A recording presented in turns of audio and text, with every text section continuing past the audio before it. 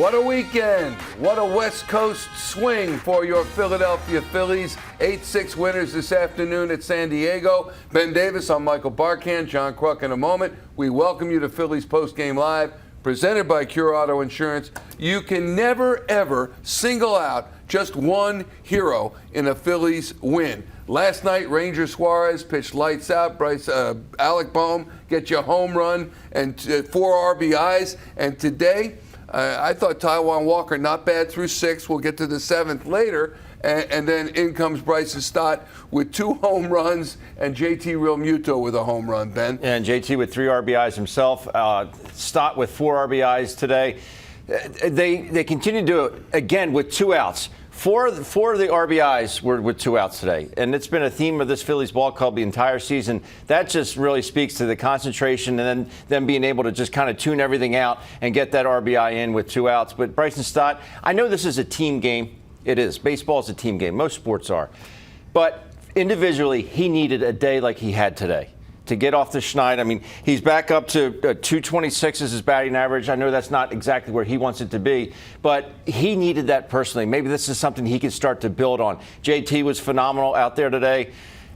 Johan Rojas with a big RBI double there in that 9th inning. So this is it's been fun to watch, man. It's really been fun to watch. And the fun on the field leads to the numbers. And the numbers are good for your fighting Phillies.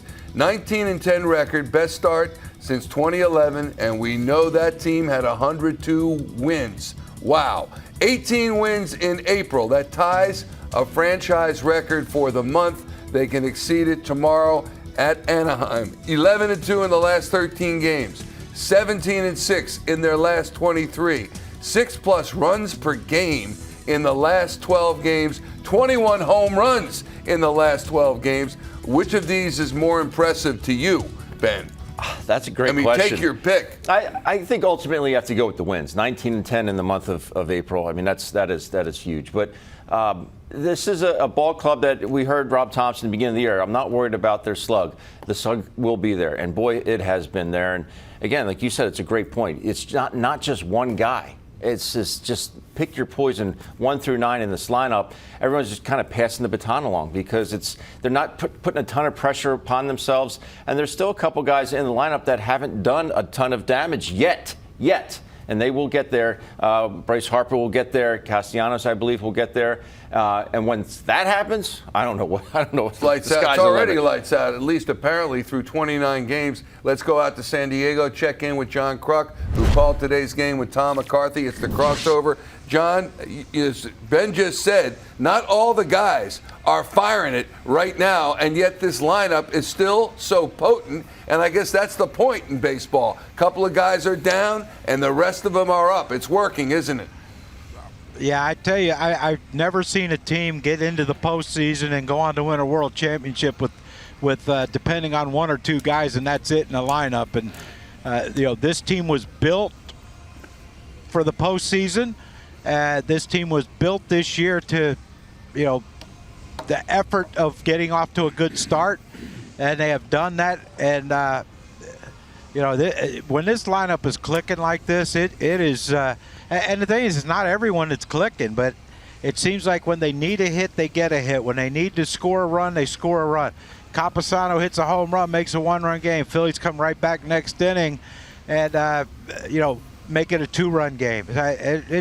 They've just been fun to watch, and I don't think that they're taking this for granted. I think they expected this from themselves, and this is, that to me is better than thinking, they're not saying, how are we doing this? They're saying, this is what we knew we could do. Johnny, you were an excellent hitter to the opposite field, and that's what I see a lot of these guys doing right now. Talk to us about how important that is and letting pitchers get deeper in the strike zone. These guys are not rushing out to get pitches. They're just trusting themselves right now. No, and that to me is like the key to hitting. If you could, we saw Alec Boehm yesterday. He takes a breaking ball from Cease and hits a home run his first at bat. And then he has 2 outs, and he took that pitch was a fastball middle in, and he shoots it to right field because he had 2 strikes. And I've heard you say this, Ben. You let the ball get deep like that, you always have a chance as long as your bat's flat through the zone. Alex bats flat through the zone. Trey's bat stays flat through the zone.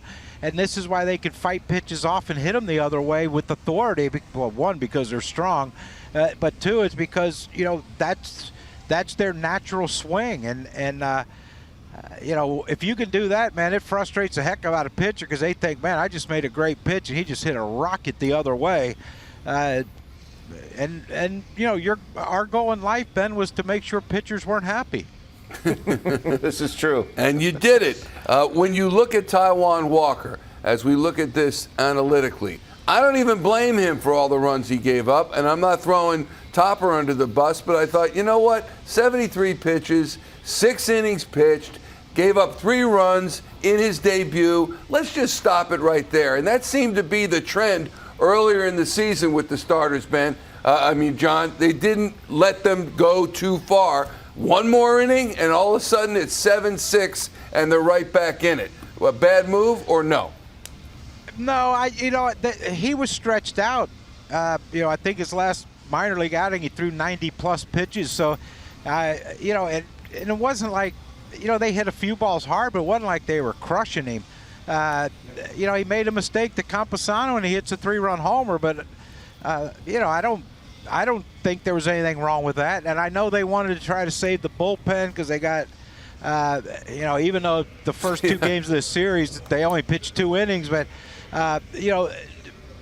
Tuesday's one of those. They don't know if it's going to be Sanchez with Spencer Turnbull piggybacking him 4 innings each or whatever, how that goes. But they figure they're probably going to have to use a bullpen in Los Angeles. Hopefully not that much.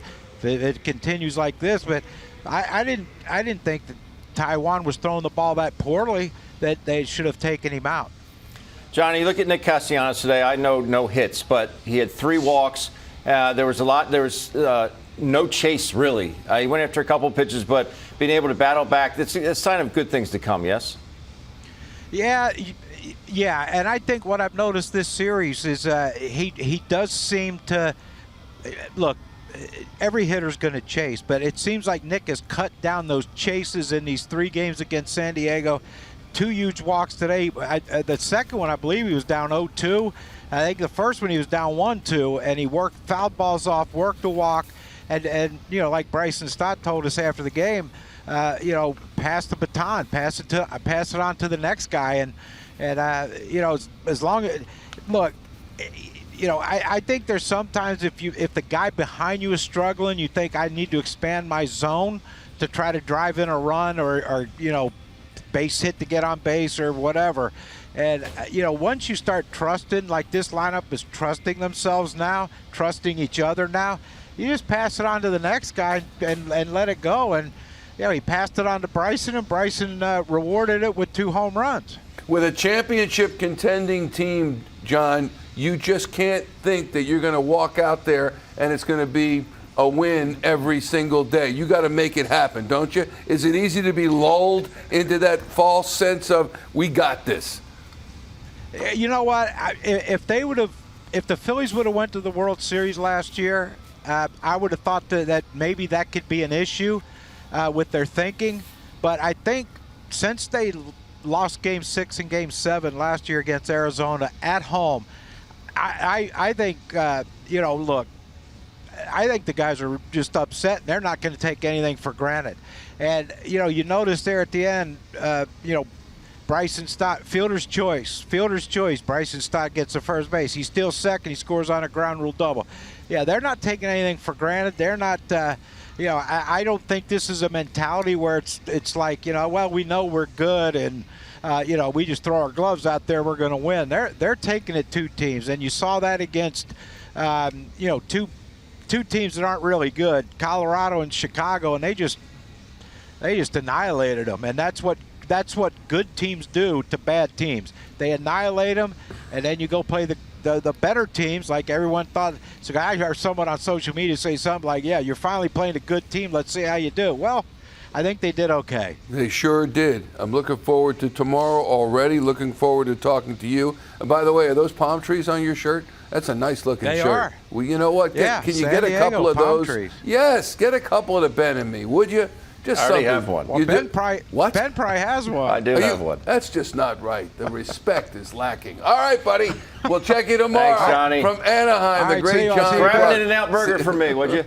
And when you think about a lineup, they're not all firing at the same time. And when guys fall off, you need other guys to pick up the other 8 guys. And that has happened. Certainly, Johan Rojas was struggling earlier. Now he's not. Bryson Stott has been struggling. Hopefully, he snaps out of it. Bryce Harper is not what we've come to expect from Bryce Harper. But guess what? Alec Boehm is hitting a ton out of the ball. Brandon Marsh, Trey Turner, Kyle Schwarber had chipped in. He's fallen off a little bit. But it's a mix and match. It is a mix and match, and everyone has their own style, but I do think they're feeding off each other, and the fact that they're not, the strikeouts are down because the approach is a lot better. They have their blinders on at home plate. They're not chasing outside the zone. Everyone's going to chase. You're not going to completely get rid of it, but they've cut back on that chase, and that's something that was a lot of these guys made a concerted effort to do in spring training. But Alec Boehm, this is a stretch like nothing I've ever seen. It's with slug, it's RBIs, it's hitting bullets the opposite field. He's just in a different zone. Literally, that ball must look like a watermelon coming in there. Yeah, sure does. He's hitting it like it is. Let's go to Rob Thomson now. He has an update on the pitching situation. You know he's going to talk about Alec Boehm and a big 8-6 win at San Diego. Think of Taiwan? Yes. Oh. I thought he was good. I did. I was encouraged by the velocity. Threw some good splitters early. Cutter was really good. Threw strikes. For his first outing of the season, I thought it was fine. He should have gotten out of the 3rd inning. Really had Profar struck out, I thought. And then he doesn't face Tatis and Cronenworth, so that was good. I know sometimes you talk about wanting to get guys out there feeling good, so just what made you want to send him back out there for the 7th? His pitch count was really good. He was really efficient, and we didn't really want to use much of our bullpen because of the starter situation. So Sancho will go tomorrow, Turnbull will go Tuesday, Wheeler will go Wednesday. So that gives Wheeler an extra day. It gives Nola 2 extra days. So because we've been grinding on them pretty good. So and I thought he was still throwing the ball well. So is that the decision this turn the rotation, and would Turnbull then come out after that, or is it another decision that would Don't know.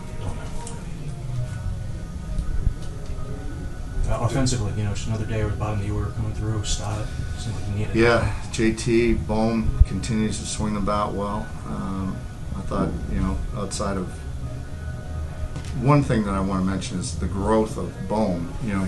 The ball pops out of his glove. What was it, the 8th inning, and comes right back. He makes 2 good plays. So that's how mature this kid has gotten. So I'm really proud of him for that. Rojas got a bad read on a ball in center field. I guess it was tough to see at that time. A lot of white shirts in the background. Then he makes a heck of a play in left center on that ball up against the wall. So I thought we were solid defensively. Swung bats very well. Castellanos, huge. His first walk to set up the Stott home run. Just a great at bat. It was 9 pitches or something. But showed great patience, and we had good at bats all day. Were you happy with Castellanos' day as a whole, like from plate to Sure, yeah. He took some pitches that were tough, but a lot of times guys swing at those pitches, but he took them and earned his walks. JT almost seemed like he took matters into his own hands in that 3rd at bat after not being happy with. It appeared that he was a little frustrated with the strikes. Yeah, and that's why I came out on the field, because it looked like they were jawing at each other, but they weren't. They were just talking. But he swung the bat well.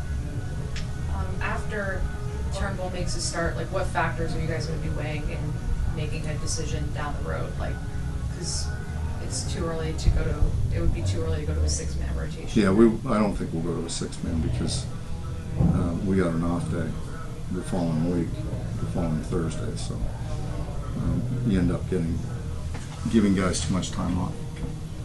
What did you think of Walker's catch? That was something, wasn't it? I've never seen that before.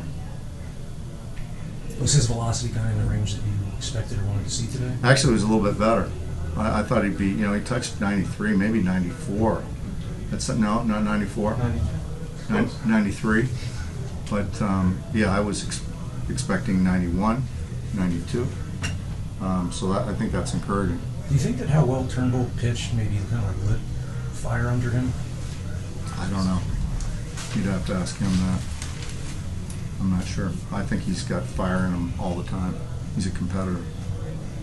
Recent start come up with something on that slide in the second. Yeah, he just kind of jammed his finger. I'm not sure whether it was the right hand. It might have been the right hand. We're checking him out now. He should be fine. Giving X-rays. I don't think so. Not at this point. Rob Thomson on his team's performance today, an 8-6 win at San Diego. And when you listen to what he said about what they've got coming up regarding the rotation, Ben, he said Sanchez tomorrow, Christopher Sanchez, Spencer Turnbull Tuesday, and then Wheeler on Wednesday. And that takes you through the Angels series. Off day Thursday, Aaron Nola back here against the Giants on Friday. But not going to a six-man rotation at this point because guys then, he says, would have too much rest. Did the Phillies just get swept, or did they sweep the Padres? Yeah. That's one thing about Rob Thomson. You don't know if he win or lost. He is the same guy every stinking day, and that's why the players love playing for him. No, I think it's a good idea to give these guys an extra day. Wheeler gets an extra day. Nola gets 2 extra days because, yeah, they've been riding these guys pretty hard and throwing a lot of pitches. I mean, it is only April, so I have no issues with them going with Sanchez tomorrow and then Turnbull, then Wheeler. These guys are still giving you great innings, so why not use these? You have them. You might as well use them. Can you explain why he let Walker go? Because he said he wanted to kind of save the bullpen when it seems to me the bullpen's been saved for the recent 10, 15 games. So I don't get that. Well, Sanchez's last outing against Cincinnati, he didn't go very long. And Turnbull, this guy, he only throws so many innings the last couple of years, did Turnbull, due to injuries and things of that nature. So they do have to have guys on the ready down in that bullpen. But, this is a great problem to have if you're Rob Thomson. Look, all's well that ends well, and you look at 6 1/3 innings pitched, 8 hits allowed, 6 earned runs, 4 strikeouts, 2 walks on 90 pitches, 59 of them, 4 strikes. And I'll say, okay, it's his first time pitching this season. It just, you get him out of there at 73. He's pitched a quality start. He's allowed just 3 runs, and you're saying, bravo. Yeah. Let's look forward to what's coming up. Yeah, but it's just 73 pitches through 6 innings. At his last start, he threw 102 down Lehigh Valley. 102 pitches. So he's built that arm strength up, that endurance. He's only got 73. Send him back out. And that's what they did. Unfortunately, came back to bite him. But, then you start to have those doubts in your mind like, I should have done this, I should have done that. It was going pretty good up until that 7th inning. All right, Taijuan Walker post-game in the clubhouse. How'd you feel for this first one? I felt good. Yeah, everything felt good. I mean, the splitter wasn't very good today, but I thought the slider was really well. Got some weak contact. Had 2 walks, and those 2 walks that I had ended up, having a longer inning than I wanted, and got hurt by it. Velocity-wise, is this kind of what you expected, or were you happy with? Yeah, I mean, I thought it was good. I thought I had good life to it. Ball was coming out well. Again, I felt like I, got some balls, some broken bats, some on the righties. 2 seams hitting on their hands and stuff, and just mixed it well and kept them off balance. Was it a matter of just missing a spot that came to sign over there? I didn't see exactly where it is, but it was supposed to be backdoor 2 seam. I didn't see if it got all the way backdoor or not, but yeah, I mean, again, it led with the walk, and when you prolong innings like that and you walk people, bad things always happen. So. Your pitch count was pretty low going into the 7th, so were you good? You were wanting to go pitch the 7th and stuff like that? Yeah, I felt good. Yeah, I felt like I was got in a good little groove after I gave it the 3-run home run early, and then after that I got in a pretty good groove and starting to get some strikeouts and early outs and stuff. So. That pitcher profile in 3rd inning was like maybe a centimeter off the plate like that. Is that just like a game of inches type thing? Yeah, I mean, I guess you never know. Like, sometimes they call, sometimes they don't. It was a perfect pitch that we wanted to throw, and I just didn't get a call on that one. And again, walked the guy, and bad things happen after that. So. Did you feel like you come into the season kind of with a chip on your shoulder after how last year went, and the fact that you missed the first month, kind of? No, I didn't come with a chip. I just, everyone's pitching well. The team's rolling, and so I just wanted to be a part of it and be out there with the guys and, going to war with them. And, I really just want to be out there, go deep in innings and, just kind of do my part. And, didn't feel like I did that all the way today. But the offense did really well. Defense did well. The team's just hot right now. So got the first one out of the way, and so good. Move forward.